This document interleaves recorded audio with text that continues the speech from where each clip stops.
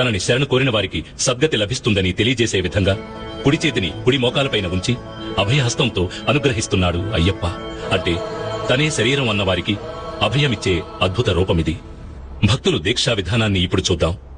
అయ్యప్ప దర్శనార్థం వచ్చే భక్తులు గురుస్వామి ద్వారా మాల ధరించి ఉపదేశం పొంది బ్రహ్మచర్య వ్రతాన్ని పాటించాలి. మసాలా ఆహారాన్ని పూర్తిగా వదిలివేయాలి. సత్యం, ధర్మం, అహింస వంటి విషయాలను పాటించాలి. శబరిమలకు వెళ్లే భక్తులు నీతివంతులుగా, సహనవంతులుగా ఉండాలి. తమ శరీరాన్ని కష్టపెట్టి ఒక మండలం దీక్షలో ఉండి మనసులో అయ్యప్పను తలుచుకుని ఆరాధించాలి. ఈ దీక్షను ఒక అలవాటుగా అభ్యాసంగా చేయాలి. బ్రహ్మచర్యాన్ని తప్పక పాటించాలి. ఈ అభ్యాసంతో మనసు పరిపక్వత చెందుతుంది.